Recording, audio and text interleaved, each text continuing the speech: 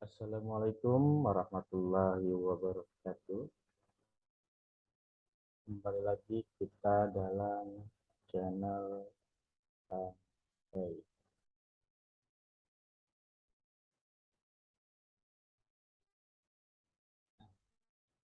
Kali ini saya ingin menjelaskan terkait pengantar mata kuliah Bahasa Indonesia yang nanti akan difokuskan dalam materi perkembangan bahasa Indonesia. Mengapa ada mata kuliah Bahasa Indonesia?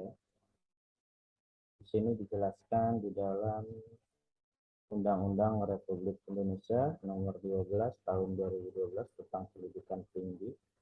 Ini dijelaskan bahwa di pasal 35 ayat 3, di mana kurikulum pendidikan tinggi memuat mata kuliah bahasa Indonesia. Ini adalah mata kuliah umum. Mata kuliah umum yang wajib ya harus ada di semua jurusan. Jadi ini adalah payung hukumnya untuk mata kuliah bahasa Indonesia. Di samping dari undang-undang, dijelaskan pula dari peraturan menteri ya dari Riset Teknologi dan Pendidikan Tinggi Republik Indonesia nomor 100 tahun 2016 tentang pendirian perubahan pembubaran perguruan tinggi negeri dan pendirian perubahan pencabutan izin perguruan tinggi swasta. Pasal 26 di ayat 1 bagian B, perguruan tinggi tidak memuat mata kuliah agama, Pancasila, warga negara dan bahasa Indonesia dalam kurikulumnya. Ini merupakan adalah pelanggaran yang dikenai sanksi administratif ringan. Oleh sebab itu, di seluruh jurusan apapun itu harus ada mata kuliah bahasa Indonesia. Di mana ditambahkan lagi juga di dalam Direktorat Jenderal Pendidikan Tinggi ya, yang disampaikan melalui surat mengenai atau perihal publikasi karya ilmiah di mana rektor atau ketua direktur PTN dan PTS seluruh Indonesia.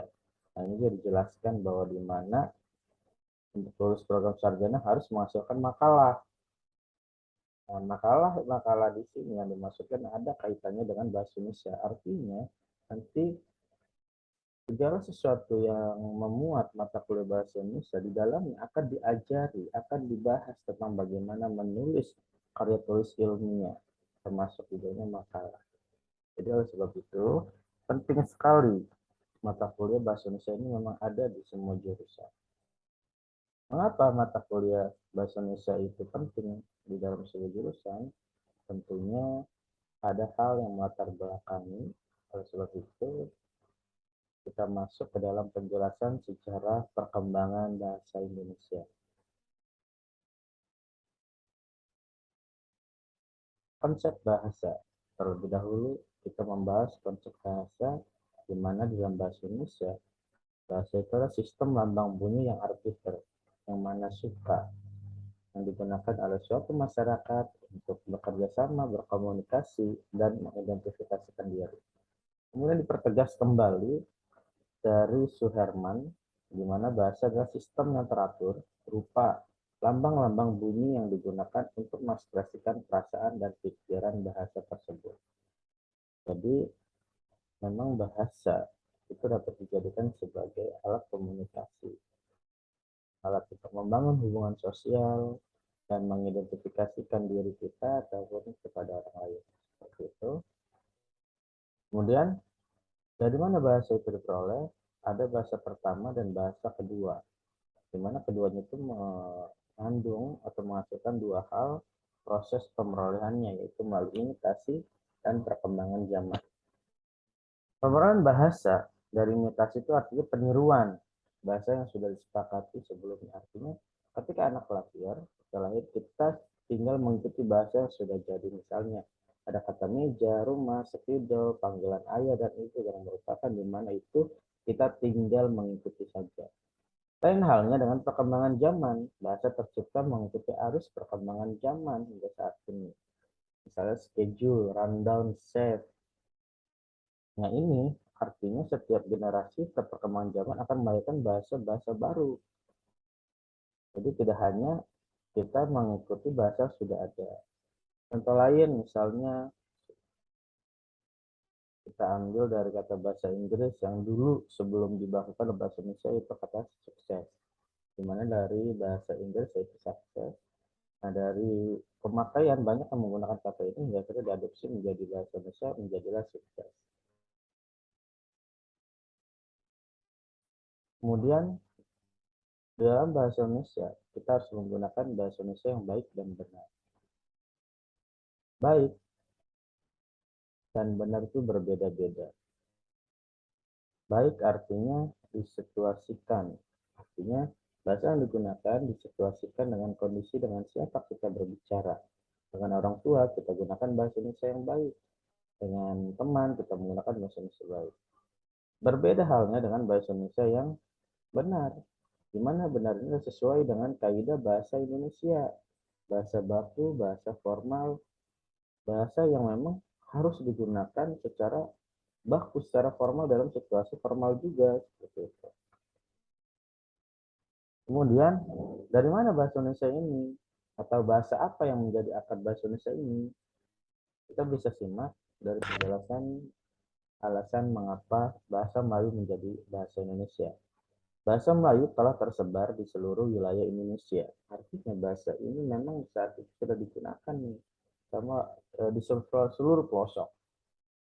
Kemudian bahasa Melayu menjadi bahasa penghubung antar suku Indonesia. Di Indonesia banyak sekali suku-suku yang berbeda ya, banyak beragam sekali sukunya sehingga begitupun dengan bahasanya juga beragam. Oleh karena itu untuk mempersatu budaya ini atau suku ini maka menggunakan bahasa Indonesia, bahasa Melayu. Yang dari mana bahasa Indonesia ini kemudian diadopsi dari bahasa Melayu atau asalnya bahasa Indonesia ini dari bahasa Melayu. Kemudian bahasa Melayu ini berfungsi sebagai bahasa kerajaan. Kita ada beberapa kerajaan yang menggunakan bahasa Melayu sebagai bahasa utamanya gitu. Dan terakhir bahasa Melayu berfungsi sebagai perdagangan. Jadi bahasa perdagangan juga ya. Nah intinya adalah alasan-alasan inilah yang melahirkan bahwa akan ada satu bahasa yang dimana pemersatu semua, gabungan semua. Dan lahirlah itulah bahasa Indonesia. Dimana bahasa Indonesia ini menjalani atau melalui proses perkembangan bahasa Indonesia di setiap periodenya. Ada 28 Oktober 1998 ini diawali dengan Sumpah Pemuda, 1933 Pujangga Baru, 1938 Kongres Bahasa Indonesia, ini yang pertama kali diadakan di Solo, kemudian dilanjutkan 1942 sampai dengan 1945, di mana sudah lagi tidak menggunakan bahasa Belanda. Kemudian dilanjutkan kembali 18 Agustus 1945 penetapan bahasa Indonesia sebagai bahasa negara ketika satu hari setelah bangsa Indonesia merdeka. Kemudian mulailah di sini kita masuk ke sejarah ejaan, di mana bahasa Indonesia akan dipengaruhi berdasarkan ejaan yang berlaku saat itu. 19 Maret 1947 ada ejaan Republik atau dikenal dengan ejaan Suwandi. Kemudian 31 Agustus 1972 ada pedoman umum ejaan bahasa Indonesia yang disempurnakan dan pedoman umum pembentukan istilah. Nah, lahir ke Kongres kedua tanggal 28 Oktober sampai 2 November 1954 yang diadakan di Medan. Kongres 3 juga sama, Kongres 4, Kongres 5, Kongres 6, Kongres 7 ini mengalami sebuah kemajuan terus dan terus berkontinuitas atau berkesinambungan, di mana lahir juga Kongres Bahasa 8, Kongres ke-8 ya, Kongres Bahasa Indonesia ke-8, Kongres Bahasa Indonesia ke-9, Kongres Bahasa Indonesia ke-10, dan Kongres Bahasa Indonesia ke-11. Jadi begitu banyak yang dilalui, tidak serta-merta bahasa Indonesia itu langsung baik, langsung bagus seperti saat ini. Nah, kemudian ada kedudukan bahasa Indonesia, di mana ada 3 hal yang perlu diperhatikan. Pertama dari nasional, disandang sejak munculnya gerakan kebangkitan nasional pada awal abad 20. Ya. Jadi artinya dalam hal ini bahasa Indonesia dapat dijadikan sebagai bahasa nasional. Bahasa Indonesia dapat dijadikan sebagai bahasa persatuan dari 28 Oktober 1928 yaitu dengan dikerahkannya Sumpah Pemuda, di mana salah satunya ada kata menjunjung tinggi bahasa persatuan bahasa Indonesia. Kemudian bahasa Indonesia juga dijadikan sebagai bahasa negara. Dalam Undang-Undang 1945 pasal 36 yang menyatakan bahwa bahasa negara adalah bahasa Indonesia. Gitu. Kemudian kita masuk ke bahasa nasional, bahasa persatuan, dan bahasa negara yang tadi saya sebutkan. Kita alihkan kepada fungsinya. Berarti bahasa nasional berfungsi sebagai lambang kenasionalan bangsa dan negara. Berarti ini bahasa Indonesia ini adalah bahasa nasional, yang dimana ini adalah sebuah lambang dari suatu negara, yaitu negara Indonesia. Kemudian bahasa persatuan. Bahasa persatuan dijadikan sebagai pemersatu, ya, pemersatu antar etnis atau antar suku dalam hal komunikasi verbal dari Sabang sampai Merauke. Kemudian bahasa negara berfungsi sebagai satu-satunya bahasa yang harus digunakan dalam menjalankan administrasi kenegaraan atau kegiatan-kegiatan yang bersifat nasional.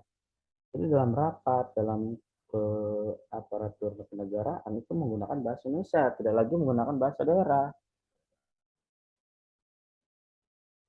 Kemudian fungsi bahasa itu sendiri apa sih? Nah, di sini bisa diperinci fungsi bahasa nasional maksudnya sebagai lambang kebanggaan nasional, lambang identitas nasional. Bahasa persatuan ini alat pemersatu berbagai masyarakat yang berbeda-beda, baik latar sosial, baik budaya dan bahasanya. Alat perhubungan antara budaya dan antar daerah.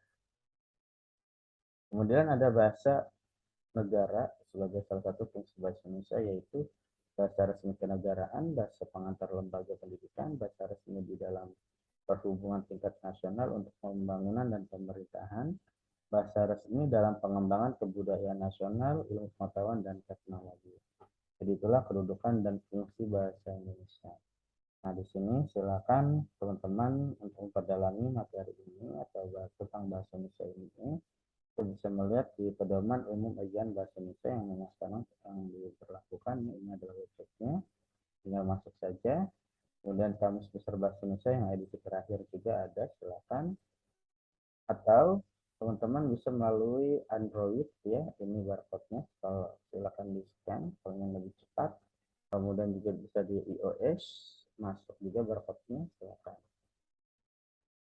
Nah, demikianlah materi perkembangan sejarah bahasa Indonesia ini.